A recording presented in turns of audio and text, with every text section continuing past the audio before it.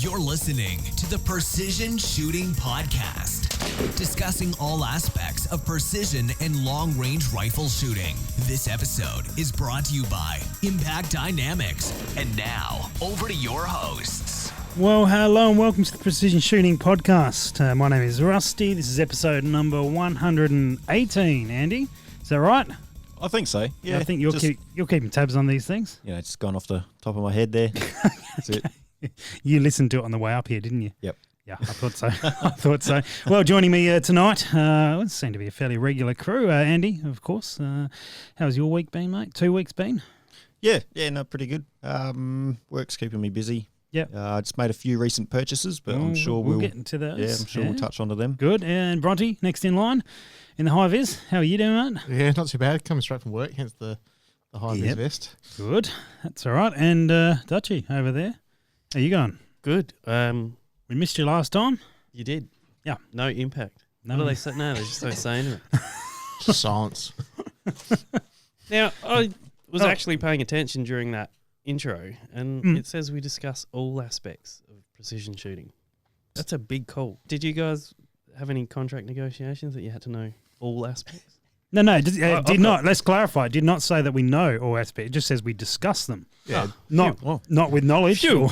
Yeah. Like most things, we just talk without knowing what we're talking about. Well, I should have paid more attention, but, you know, it said all aspects. I'm like, oh, Christ. I'm going to start... Better start reading. Better start reading something. That's right as well, because the internet's full of useless information. Yeah, not wrong Like there. just today I read that brass used for shooting is got... Now he's trying to steal my fact. But he's forgotten it even better. It's 70% copper and 30% tears. zinc. I think, yeah, close. Yeah, it's cartridge brass anyway. And typically less than 0.7% lead. Okay. See? All aspects. I stand. That's including right. metallurgy. Why not? So, anyone done any shooting the last couple of weeks? Oh, we got some blank looks around the Actually, room. I did do some lead development, but it was only at 100 metres, so Well, that still counts. yeah, That's the By precision definition, shooting. Yeah. shooting. technically it is. All aspects. How did it go for you? What were you testing? I was working up some competition loads and hunting loads for my 6.5 Super LR and trying to get a hunting load to work in my 243, but I think the barrel's done. Is that same 243 that you've been running for like forever? Yeah. Yeah, it would have well over 2,500, 3,000 rounds through that barrel. 243, 87 VMAXs at just under 32. So it's... I was going to say pretty warm. Yeah, not ridiculous, but yeah, not hanging around either.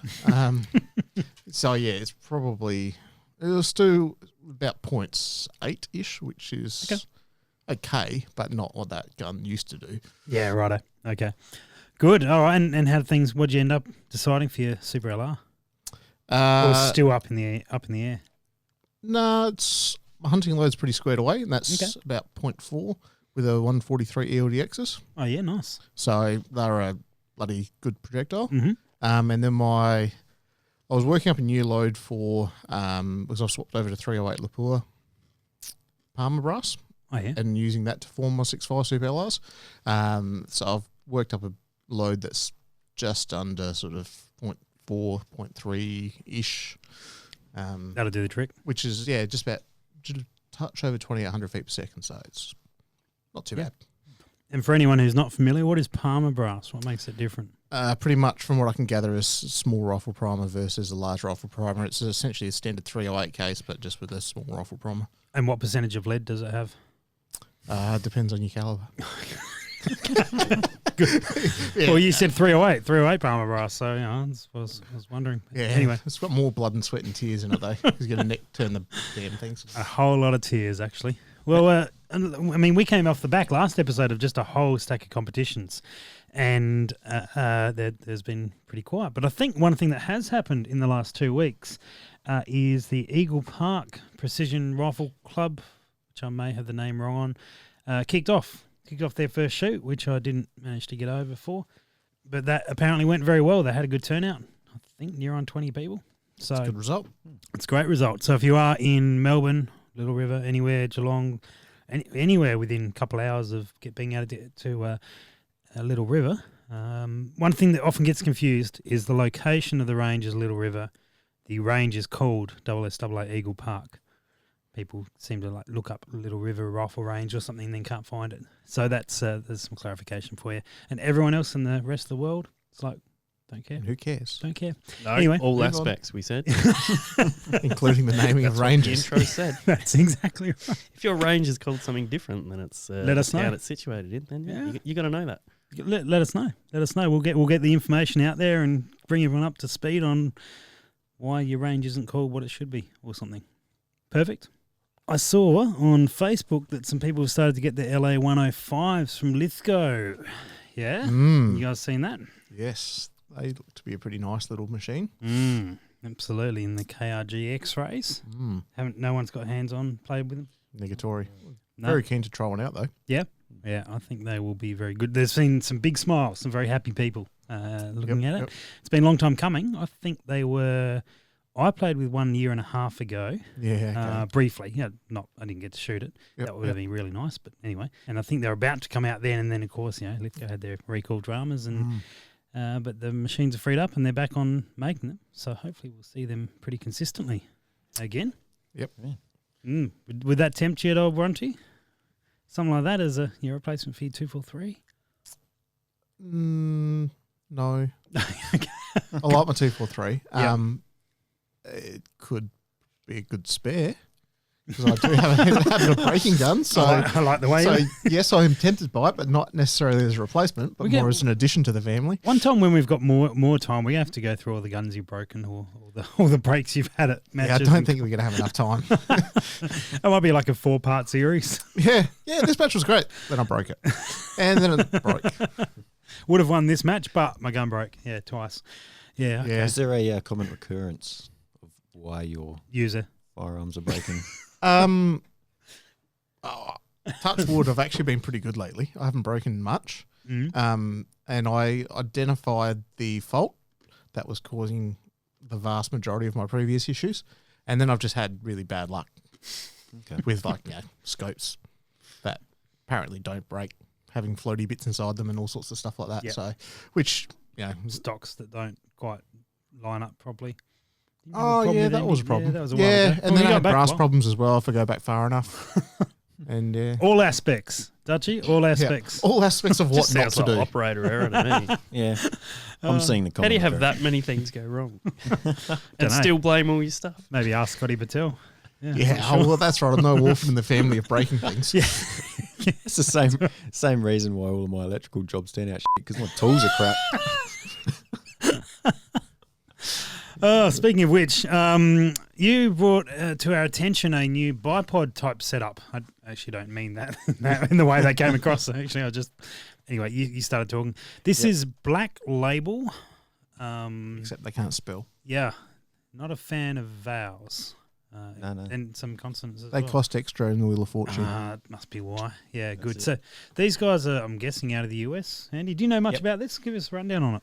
No, pretty much. I only just saw the video on YouTube, and that's about all I saw. But they've brought out a new 4-end for AR style platforms, as well as a couple of different bolt action rifles. It's pretty much got a bipod integrated into the 4-end. So when it's folded up, it's pretty streamlined. It's smooth. It's not going to catch on anything. But they've still worked out a way where you'll get your pan and your cant and all that sort of stuff. Yep. Okay. Yeah, I thought it was just a neat sort of system, but I have a problem with it. Well, it's pricey to start with. I didn't even get that far, mate. Didn't even get on their website. First thing that comes up says game changer. Oh yeah, and It's been that done is before. like the most overused terminology in the firearms industry at the moment. The Tigger T3. The Tigger TAC A1 is what I'm trying to say, was touted as the game changer. It's a ticker in a chassis. It's a nice ticker in a chassis, but It's nice. But didn't it's change not- anything.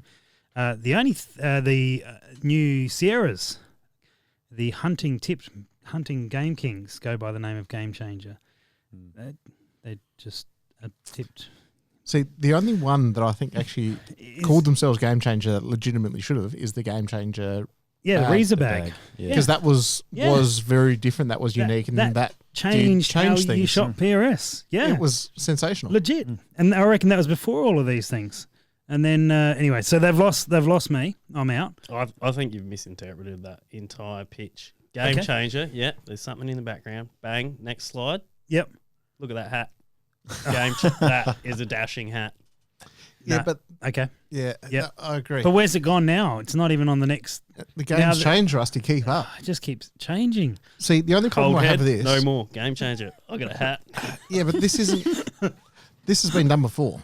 There was A hat. Yeah, they've been around for a while. the fold down bipod out of the stock. Yeah. Steyr. Steyr, that's the one Yep. I was looking for. Yep. Yeah, they've been there, This- done that. Okay, I'll give them their credit. This looks far better than that. Oh I don't know yeah, if you've that was used- pretty yeah, rubbish. The other They one. were pretty rubbish. I still do have my concerns. I'd be interested to see what the rigidity of this would be, because there's a good, from the photos, obviously, we don't have one in front of us to play with, but from the photos, it looks like there's a fair chunk of material missing out the bottom of that, which potentially introduce a bit of torsion and a few other bits and pieces going wrong.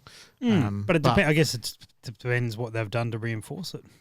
Yeah, as I said, we're Potentially, working off what's on the. So what website, you're so- saying is, despite the fact I've said I'm out, they should send us one to talk about on the podcast. Yeah, well, Yeah. I can't afford to buy one. Yeah. It's, Oh no, it's got to be free. I'll put it on my tack and, I like and how run it. I like how you're in about 4 episodes, Andy, and now you're just demanding product. No, that's it. I'll Cash on promote it if comment. it's good. If it's good, I'll promote it. And if it's not, I'll just keep it and put it on my. That's it. Yeah. Flog it off Return in the to used sender. guns. eBay. Yeah, about $500 US, somewhere around there. Yeah, up so there. they're not cheap, but it's an it's an interesting setup. I think I guess their market is really the hunting side of things, being able to go and not have it catch on stuff and be able to deploy it quickly, but have it completely out of the way. Otherwise, you don't. I mean, you don't. Well, in this country, you don't see too many guns in chassis like that go as a traditional lighter packing hunting gun. Not saying it doesn't happen, Yeah. but in that regard, where you would probably want it the most is probably where you find those guns the least. Yep. I do find the swivel and can options pretty good with that. It looks like that's a great thing to have as part of it, because obviously that was one of the limitations of the style was it was pretty much, from what I remember, it was just fold down and Just rigid. what you got was what you got. And Yeah. Yep. Oh yeah, That- Steyr had nothing, Did they extend those legs on the No. style? no, I don't think so. I think they were just and every time you pulled them out, they felt like they were about to snap, and then they'd lock in, and Yeah, then you'd right. push them back, and they felt like they're about to break as well. yeah. Every single time they didn't. Well, at least I didn't. I didn't break one. You just weren't trying hard enough. Yeah. Hence why we need True. to get one of these to really dry it out. So black So label. there's the guy yeah. with a TACA one. Perfect. Hey, the other thing, product-wise, product related, is the a pretty bit of a classic now, the Viper PST Gen 2, the 5-25s. Everyone knows about, many people know about them, a good option. The reason they're up is their scoped out product this week that is on special. Normally 1840 is 1660. Jesus, sharp price. Which is pretty good, and so good that bloke over there, Andy, bought one Yep. today. Yeah, yeah. So couldn't even wait to come tonight and chat about it, and just jumped on straight in. So if they're still available, they will be there. Should be through to the end of the month unless they go earlier. Great sort of scope to get started. You started with a PST years ago, didn't you, Bronte? Yeah, that yeah, wasn't a years Gen ago. 2 though. No, I wish it was though. Yeah. Gen 2 is definitely a good improvement, and they're a pretty bloody solid scope from what I've seen. I've had the opportunity to play with one a little I bit. have. It was, Yeah, cool. I was very impressed. Good. I'm feeling pretty flat at the moment about making videos. I've been putting some videos out from the last comp that we did, and you spend hours and hours, and you put this 2-minute video together, and you put it up, and it shows the sport and shows what a stage. I've been particularly focusing on individual stages. So the beginning of the video has a bit of a stage brief, so people can get a really good indication of what's about to happen, and then sort of 4 or 5 people running through a stage and just shots of the stage progressing. And during one of these edits, and you spend hours doing this sort of gear and put it up there, and you get lots of comments on it, and people like it, and they go, "Oh yeah, I'll get stuck into the, that looks like good fun. We should go try that." And you get people rocking up to the club. I love doing it. It's great.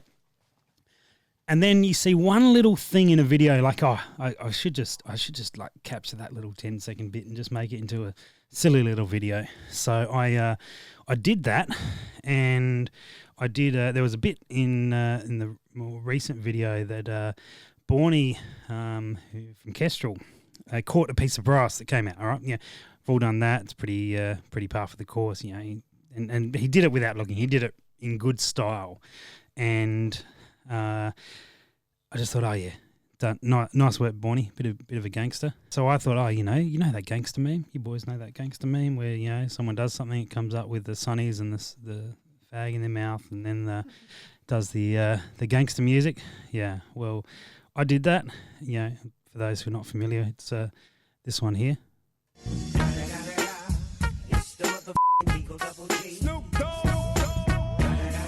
Anyway, that's so it goes with that. So thanks for the intro there. Are you welcome, the man? music. Yep. That's right. And welcome you, Andy. Okay, Cool. good. Anyway, And so I made the video. I made the little Thug Life video, the usual template that you do with that. And I didn't actually do anything with it. I sent it to one or two mates, and they had a giggle. It's cool. And then I sent it. Bronte hit me up about something. I sent it to him. Said, "What do you reckon of this?" And he said he pissed himself laughing. And I'm like, I better.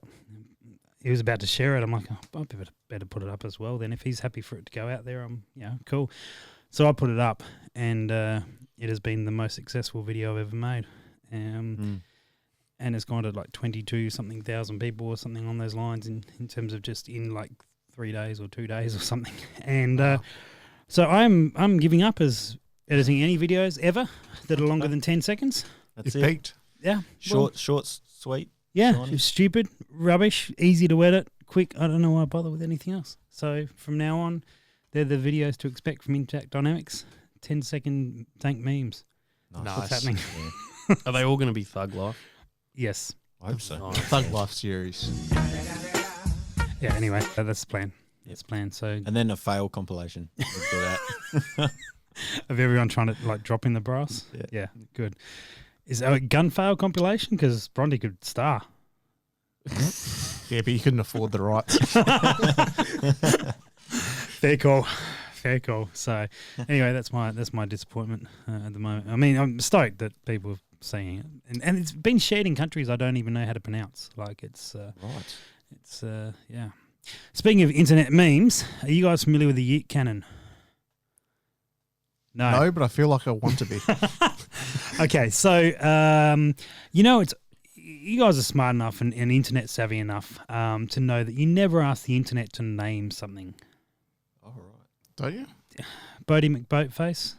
Yeah, no. Yeah, okay. You're not familiar with that? No. Okay, so years ago, some organisation put out a thing to get a boat That's named. people naming it, not the internet. Okay, good. Well, good. Sorry, corrected. just to clarify, Yep, people you people should picked clarify. that stupid name. They did. People did. And so what I should say is when you utilise the internet as a medium to get the global conscience of, anyway, whatever I'm saying, people came up with a stupid name on the internet. That's what happens when you expose it out to the internet and they come up with something. So high score pistols, high score, high power, High point. High point. That's one. Don't even know their name. Let's leave it like that. They put out the options there for people to name their next pistol. It's called Name the 9, and they got a lot of entries. The number one entry was Yeet Cannon 9. What? Yeet Cannon. And so for those who aren't familiar with the Yeet meme,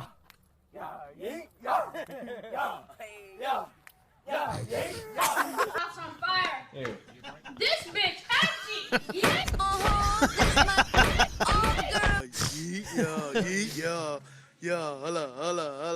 so the Yeet meme was a kid dancing on an oval, so it looks like it. And then they can, the Photoshop or use After Effects, put in guns and bits and pieces, and he's shooting all sorts of stuff. And anyway, so out of that came the Yeet Cannon, and of course that became the number one name for the high point. High point. Oh, High point. Yeah. Isn't I'm obviously not particularly familiar with that brand, but isn't that one of the more cost-effective brands? That's a really polite way of putting it. You've that done. everyone kind of goes, well, it's only like $40, so why not? $40 is $40. That's a different story, mate. Yeah, so High Point. That one's for Patreon viewers. Listeners only. High Point. Yeah, so anyway, that became number one, and then they invented this round two. Oh, yeah, it's gone through phase one. Here's like the top 4 names, the top 5 names or whatever, and we're going to take it to phase 2. Now vote on these ones here. And then they removed Yeet Cannon. Oh, you don't say. Yeah, they removed Yeet Cannon as one of the names, which was going to come down to YC-9, right? Because they I think there was ones like I Like Shooting and Student of the Gun and all these other far too logical and lame names. And so it wasn't even going to be called Yeet Cannon. Surely publicity. like Pew Pew 9 or something would have been better. I mean, things like that, sure. But Yeet Cannon and anyway, so it's just that they've done a very, very poor job of dealing with that. And, they could have... that's what happens when you ask the internet, the people on the internet, Dutchy, to name something for you. That's what goes down. And then, hey, you guys follow H&K on Facebook? Oh, they're hilarious. Yeah. So H&K set up yeetcannondifferentspelling.com, which then diverted through to H&K. Yeah, they are good. They are good. Yeah. They say the thing that you wish you could say in the real world, but yeah. I met the social media girl when I was in Vegas at SHOT. I shook her hand. Let's just say that it was congratulations of the best firearms related Facebook page there is. Without question. Yeah. I'm sorry, ARS, you're pretty close, but H&K just smash it. Just smash it daily because they just absolutely shred people. Oh, it's hilarious. It's brilliant. Anyway, so if you don't follow them and you are on Facebook, hit them up, H&K. But if you're on Facebook, follow us because I don't think we get many of our listeners. Well, we'll get a few, but not heaps of them following us on Facebook. So if you are there, do that, and we will start pumping some content out, something along those lines. Andy, you've got a challenge. I'm on Facebook. You're on Facebook now. Looking up the H&K thing. Straight onto it. Any other? Where's your stock updated with, Dutchy? Have you got any latest on that? No progress. No progress? No. You've been busy with study and very busy. All that sort of gear. Yes. Which is why we missed you last time. But it is.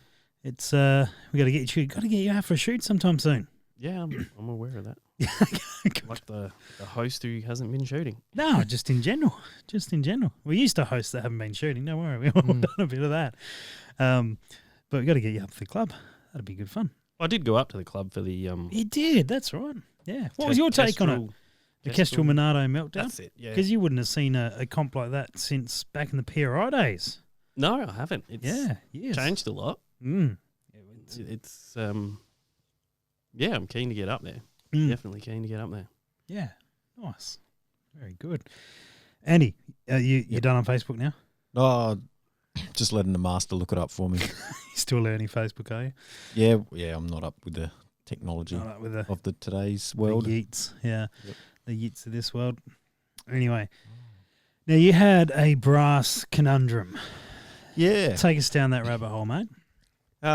So I've probably all up got about 300 pieces of brass. Half of them are loaded at the moment, and half of them are probably 3, maybe 4 firings in, and not annealed. The unloaded ones, I've got about 180 of them, and for the up-and-coming match, I needed 200 rounds minimum.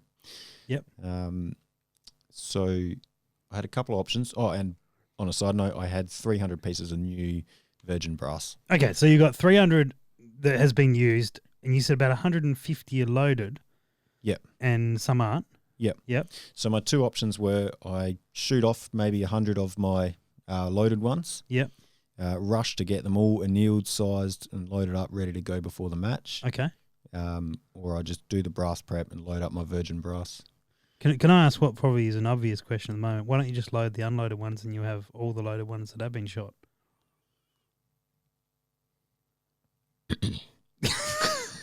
Did I just stump you? Is there a reason? Is there a reason you try not to do that, or is that? No, probably just because I'm getting Or aware that they haven't been annealed for 3 or 4 firings now, and Have any of them cracked? no, but I've noticed that when I'm seeding projectiles in, it's getting harder and harder, and I'm leaving decent rings around the projectiles. Oh, okay. And okay. so the ones that are loaded now, they're okay. They're okay. But the ones that, like, if you went through, so this is so you've gone through sort of nearly half your brass, and that's been the same load batch. Yeah, it's been as through the current whole. ones. Yeah, so they've all been like loaded and batched all the same. So Okay. So half of them would be on their 4th firing, and half would be on their 3rd. If that makes sense. Yeah. Yeah. Yeah, makes sense. Yeah. Okay. All right. That's a little bit more clarity Yeah. around. I've got all this brass that isn't loaded, and this one's is. Why don't I just anyway? Okay. Good. Yeah. Now I'm with you. So the question really is: do you run sort of a mixed setup of, or you're thinking, you got 3 options there, don't you? You could reload the ones that you've got currently and run some on their 3rd and run some on their 4th. Yep.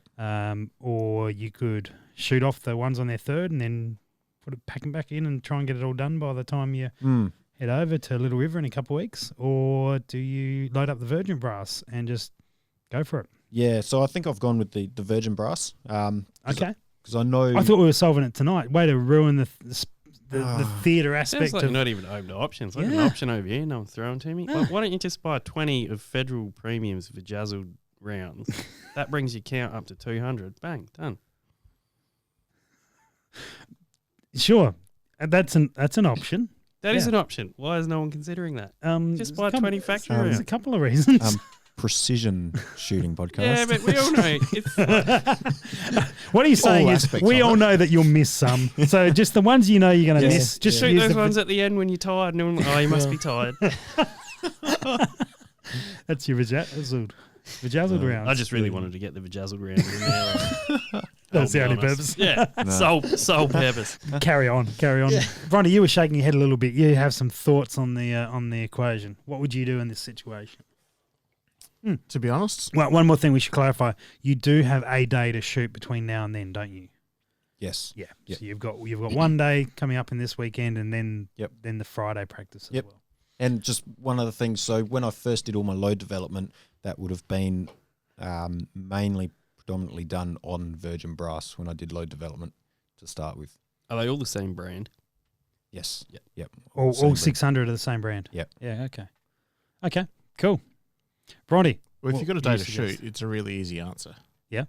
You load up a test batch of your virgin brass, see how consistent it is. If it's good, off you go. You got 300 virgin brass, yeah? Yeah. So you load up 50 of those. It'll work. You still have 250 cases left. You only need 200 for the match, so you're happy days. Yeah. And if it all turns to shit, then you go back to your ones that are already fired. Yep. Fair enough. And Dutchy may have time between now and then to vajazzle some for you. So We're expecting hand vajazzling. Yeah. That's there's it. no else other do you way. do it? Yeah. How else would you do it? Machine. You need the personal touch, though. I'm not sure I'd want it. A machine. Machine vajazzled. Ouch. Oh, That's dear. what I was thinking. That's like a spot welder in an automotive bloody assembly line. All right. So When are the complicated problems coming? yeah. That was just So we delve basic in. addition, was Yeah. Just So what- why don't you just load up 300 rounds of your new brass? Yeah, what That's it the other is? option. That's what I'm currently doing. So But the concern is that it And may then, no, be just shooting. fire them all before you go there, just to make sure they all work. And then you need more projectiles, and you'd be like, oh, damn, I can't get enough projectiles in time. Which ones? 140? Just buy, threes. 140. Yeah, we can do that. just buy a Yeet cannon. No one's going to expect you to hit anything anyway. I was really seriously thinking about adjusting the PRS rules to have a Yeet cannon written in there somewhere. No? Yeah, Okay. but you List just of- know that list of you prohibited We all firearms. know the particular gunsmith that's going to do something along those lines. Yeah. That's this is true. Well, we'll see. Problem is he might not be able to read, so we might get away with it. He's got friends. And he's got people that would feed him information to encourage him to go down certain paths. He may also listen to the podcast. This is a downside as well.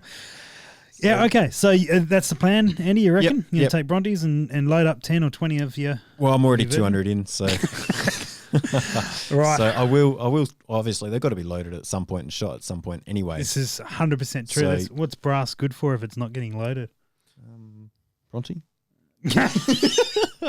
Making sculptures. Yeah, you can make wind chimes and that out of it. Yeah. Yeah, okay. Cool. Like I've You don't seen keep with flies Is this still like All aspects. all aspects? well, like you get It's the wind 50 cal rounds that get made into the beer tap Oh. handles. They're pretty cool. Something And else the I've bottle openers. seen.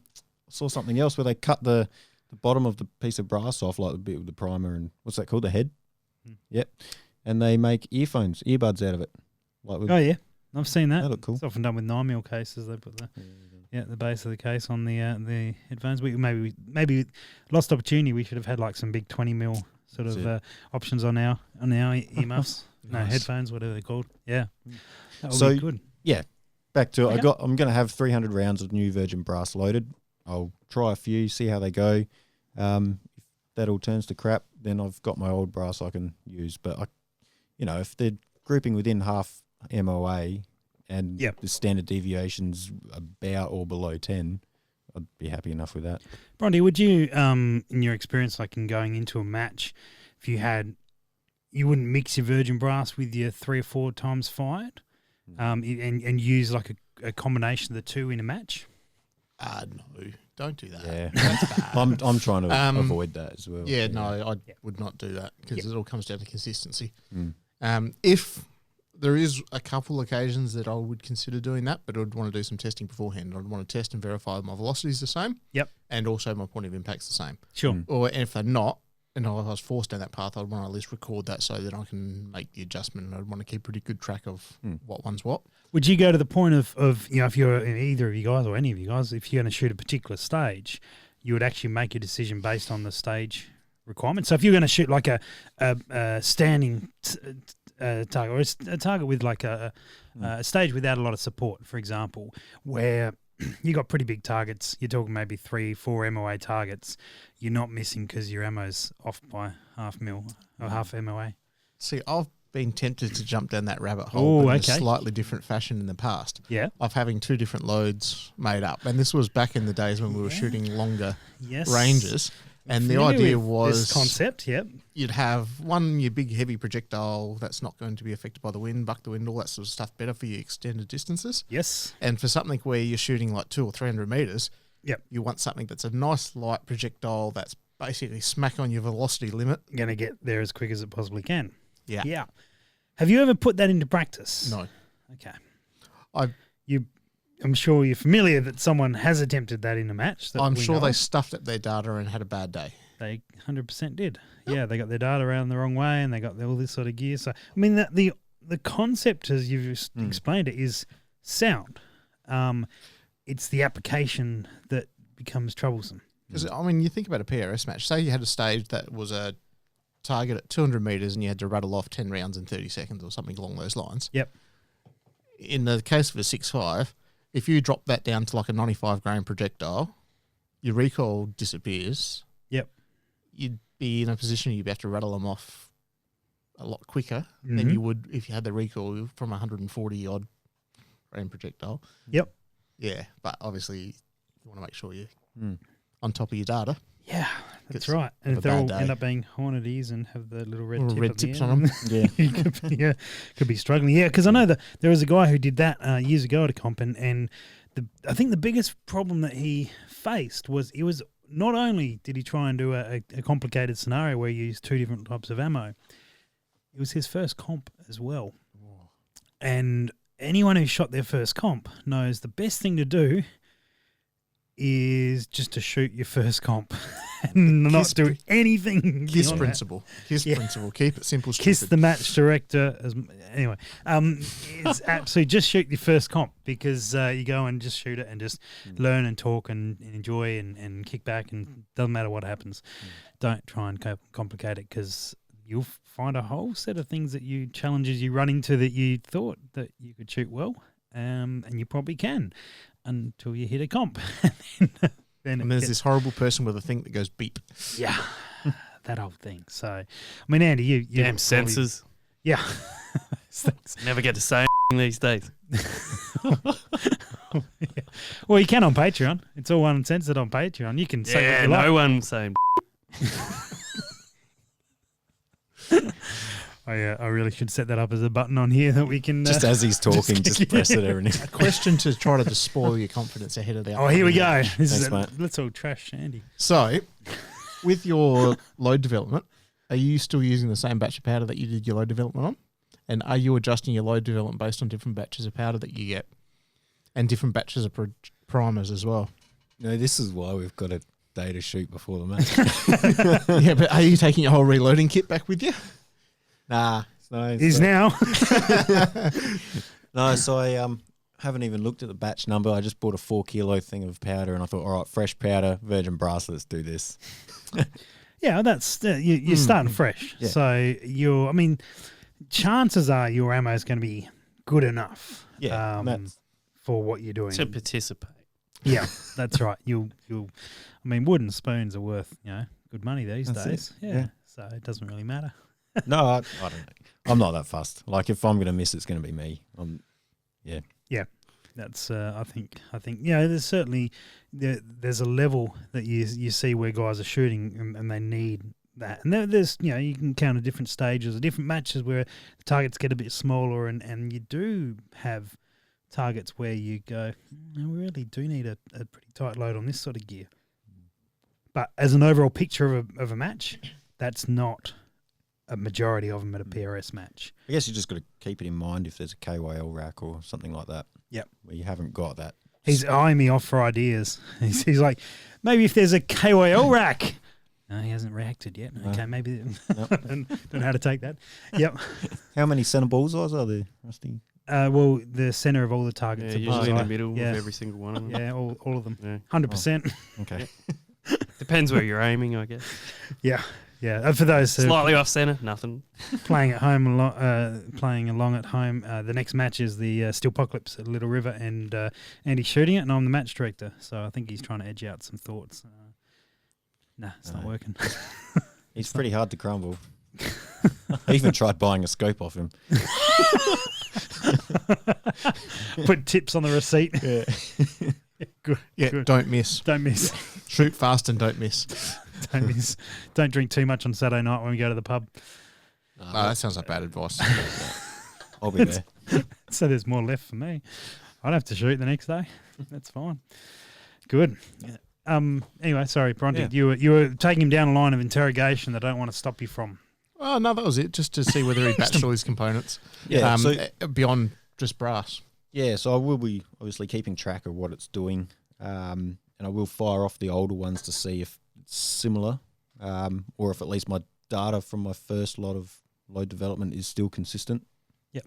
And yeah, I mean I've marked all my new virgin brass on the head of them with permanent texture, so I'll be able to keep track of them that way. Cool. All right. Is that enough brass questions? We got any other brass-related questions? Because I do have another question here. I do have there's a comment we can turn it into. What a else is question. made of brass? Trombones, trumpets, naval brass, There's a whole cymbals. brass section in most orchestras. There you go. Yeah, they're probably one of those things though. They're not made of brass anymore. They're into something else. But who knows? These things change like that. Some of those people are still pretty old-fashioned. Yeah, this is true. So we got a comment on a review on iTunes. Every now and then we get an iTunes review, and I thought it was interesting because I ended up with the same question or question related to it tonight, about half an hour before we started the show, or before you guys rocked up. I got an email with one of these questions. So the comment was, great show, good on you. Would love to see more factory rifle recommendations for people new to the sport.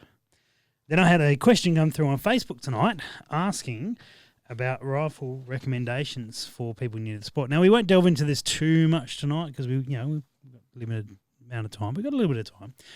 And the guy messaging through was asking about the Howard Bravo. Now, there's probably a range of things that we would perhaps recommend, but we'll kick off with the Howard Bravo. Have you guys used one? Are you familiar with them? Yeah, not last week and the weekend before. Took 1 and 223 out, which was Howard 1500 and the KRG Bravo. Yep. It was a very, very, very capable rifle. Yep. It shot, just factory ammo because ultimately it's set up as a spotlighting, trips away. You don't have to worry about reloading for it. Just brass goes out the window and so be it sort of thing. Perfect. Yes. And it was shooting well under MOA, and it was, it was a really, really good setup. And it's price-wise, it's very, very competitive. Yeah, I don't remember what they cost, but they were really good. Yeah. And have you had played with anyone at all? I've only seen them. I have held one, but that's about as far as it's gone. I've heard they're good value for the money. And I guess if you are just wanting to get into the sport, obviously I guess you're entering production class. That will give you more room for a bit more cash on the scope. And then if the sport's not entirely for you, then at least you've got a nice rifle for your spotlighting and hunting. But Bronte's just giving you a weird look of, what do you mean it's not?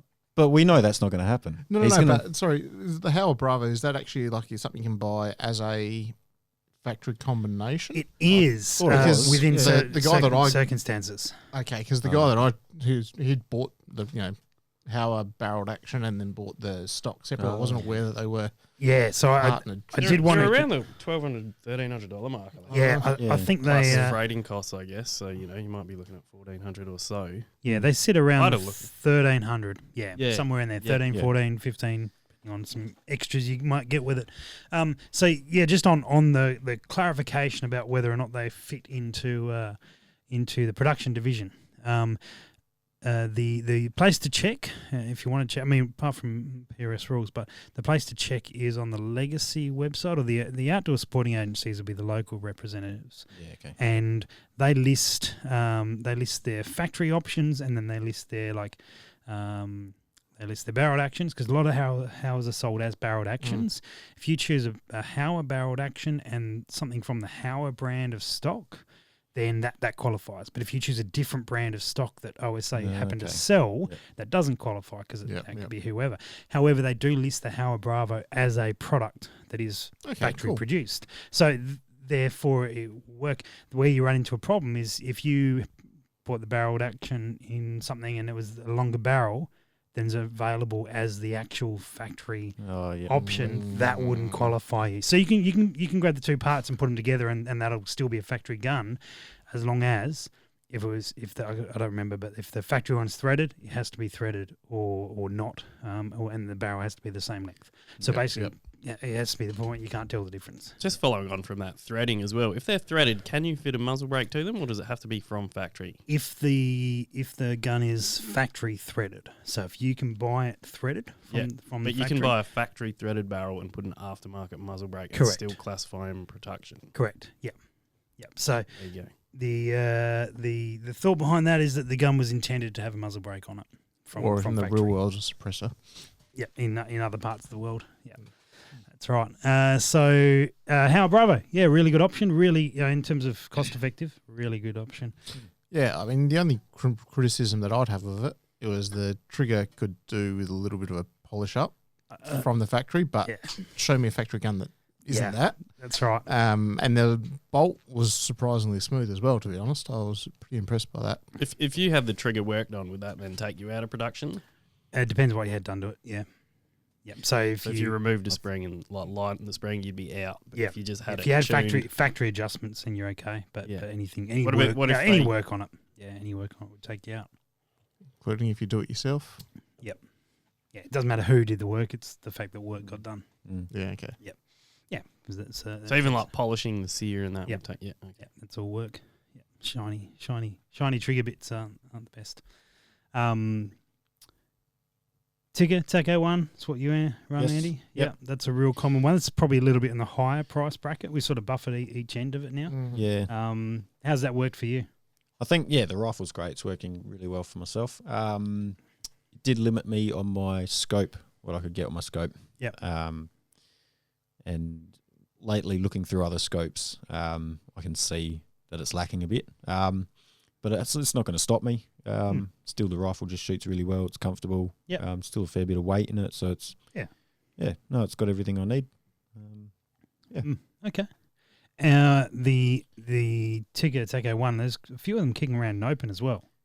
Yes. Yep. And so guys have either started in production and moved across, or they've just they bought one to go into open because it does a job. They've done some tweaks and bits and pieces to it, but still see quite a few in open. No, they're a very, very good rifle. Yeah. So that would be one of those ones where you're buying the gun to take you longer term. Whereas a lot of guys will buy a cheaper gun and buy a scope that's going to take them longer term. Yeah. So either way you do it. Ruger Precision, of course, is Good one in between them, probably. Yeah, was sort of the original in that category. Was, Yep. The chassis guns. So that's real common to see. The Bagara, you guys play with Bagaras? I've shot a Bagara a couple of times, and that was a nicely finished rifle from what I saw of it. Was okay. It was pretty good.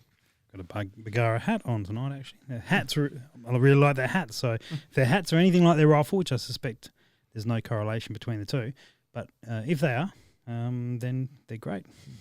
Yeah, I was tossing up. The hat was free as well, so I suspect the rifle is not. Well, I didn't pay for the rifle. I was just borrowing it, but yeah.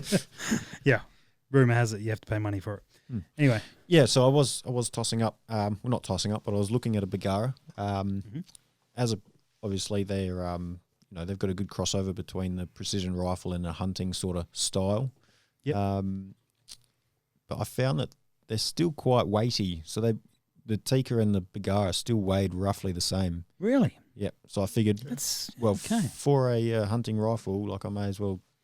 Yeah. If it's come down to the weight, then I may as well take the tack anyway. Yeah. Okay.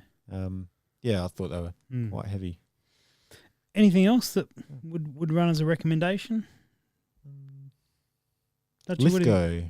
Lithgow. Yeah. I guess it's not in the mindset because we haven't had them around, but now. Do we know price on them? I think they sit around 2,700. Okay. So they're a bit cheaper than a Tikka. Yeah. I'm not sure. You'd have to check if they come with the extra mag and the other bits and pieces that a Tikka come with, although a Tikka comes with that bipod that's worth throwing in the bin. Do you want one? No. I broke one within about 8 minutes of running a barricade with it, and I broke it. So anyway, if you buy a Tikka, that's great. Definitely replace the bipod. Highly suggest that. The Lithgow. So the Lithgow would be a really good option. I think so. I mean, even the other Lithgow. Travi runs what's he running, a 243, isn't he? Yeah, he runs a Tikka. Yeah, the rimfire you're thinking of. You're thinking of the rimfire. Oh, am I? Yeah. He runs a Lithgow in the rimfire, which I also have a Lithgow in the rimfire. Works well. But I mean, even standard rimfire, standard Lithgow, the 102, no, 102s, yeah. Or the Tikka CTRs. Yeah, something like that. Depends if you're buying something or if you've got something. If you've got something, just use that. Yeah. If you're going to buy something, I guess you could sort of focus a bit more on specific PRS applicable qualities rather than it's got a 10-round detachable magazine, which is all you really need. I did see a guy jump into the Eagle Park Facebook group, and he did ask, thinking about buying a new scope or something like that. What do you guys suggest? And of course, there was all the suggestions and bits and pieces that we would normally do. We'll do another scope episode sometime soon. I think we're probably about due for one of that, and MIL, MOA, and all those questions. Hit all of them. But the question was, which one do I get? And I think that the joy of having more and more of these local clubs, particularly if they are closer to you, is I love the guys who hit back with just rock up, man. Just come along and just come along and shoot. Because no doubt, doesn't matter what he bought, there's a real high chance that it would have been not suited to him. Not that it's a bad product, whatever product it was. But it wasn't, he'd get to his first range day there and go, I really like that. Oh, that would have been really good to get. And so the chances are is he can go along, I think he was using a Miopter, which is, not really an idea. It was a 6 to 18. You can sort of dial them a bit, but they're not great for that. But he would have got out. Someone would have probably lent him a gun, or he would have hit a few things with his as well. And then he would have been able to play with another 10, 20 scopes and gone, that one. That's the one I want. That's it. Most of the guys down there will be happy for you to look at their scope and have a feel of the rifle and yes, Yeah. So I think if you are trying to eye off what to buy, if you've got the opportunity, and not all of us are blessed with that at the moment, but there is plenty of things in the works. They're getting more and more ranges running. We've had more good news in the last week or two about some other clubs in other places of Australia. So hopefully we'll see more and more of these clubs pop up as the year go on. And get along to one. It's the best place to get your hands on a whole stack of equipment from people who, in most part, don't have any, apart from the fact that they paid money for a product, they don't really have any sort of vested interest in whether you buy that one or not. Of course, everyone has their personal favourites and would like to see you also have their same personal favourites. But with the exception of that, most of the guys are just going to go, here you go, see if you like it. Do you find that people will stick to one brand, where they'll start with one brand of scope and just stick with it? You see that in almost everything. There's, I don't know if people will stay with one brand forever, but certainly the guys who've had really good experiences with one product will generally, that'll be their first to go into. I mean, look, it's the same when I was looking to buy a car. I'd always grown up around Toyotas. I actually didn't go anywhere else to check anything else. I just bought a Toyota because I just knew they would work. So you do have these. You're a bit partial to one particular brand. It doesn't mean you won't try something else, but it's got to win you over to it. So same is pretty true everywhere, I think. Yeah, and then some guys are seeking new brands, not necessarily. Some guys do it to get away from whatever it is they had, and then other guys will do it because they want the experience. And I certainly have been through that. I still enjoy that, where I would have had 10 scopes and 11 different brands in it. It's because you just want to get experience with everything. How does that work? No, not very well. Okay. No, it's a figure of speech. There's an angle grinder involved, but anyway, we can cover that off. Oh, cool. Again, that's for Patreon supporters. Story of a welded scope. I've definitely seen welded scope mounts to the top of an old 303. I have definitely seen welded scope mounts. I've definitely seen a scope with parallax adjustment, the adjustment objective, taken to with a angle grinder because it was fouling on the barrel. Right. Yeah. So he, rather than take the barrel or get some new rings or anything along those lines, why not just hit the underside of the front of the scope and just allow some clearance. Seems pretty logical, really. Yeah. And then for some reason the scope was having point of impact shift. And it was definitely the scope's fault. Yeah. Well, it was, yeah. Yeah, Yeah, of no, course, yeah, yeah. scope was faulty. Yeah, scope was faulty. It's got this great big hole in it. Where did that come from? Had an extra breathing hole. Jeez. This is covered in warranty, right? Well, the next big match up is the Steelpocalypse. So, Andy, good luck for that. Hopefully you do really well. All the best. It's a challenging range. Well, it depends on how much info you give me, whether I do well or not. I think that's So I'll give you You're none. pretty screwed then, I think. I'll give you none and you'll do really well. Is that what you're saying? Because otherwise, if I start telling you all the things about it, you will over-prepare and undo yourself. Oh, I see what's happening. Yeah. How much info did you give you for Mildura? Oh, nothing. How'd you do? Not too bad. Pretty darn well. One Tell you division. what, the second day though, like finding out the results the night before, the second day it just got into me though. Like, Oh, yeah. yeah, the head game. Yeah. Just, We have to talk about that, I think. uh, Talk about the mental aspects of shooting a comp one day, because that's a pretty big part of it. That's why one-day competitions would be great, because that isn't a problem then. No, at lunchtime we're going to release the results. Bastards. That's good.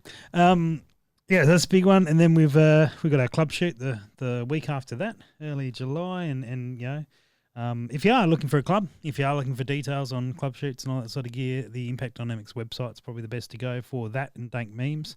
They're the two things that are provided on there, is the calendar of all the matches and all the gangsters that you need. Anyway, we've used that one way too much tonight. That's about it. That's good. Easy, guys. Good luck. Enjoy your week.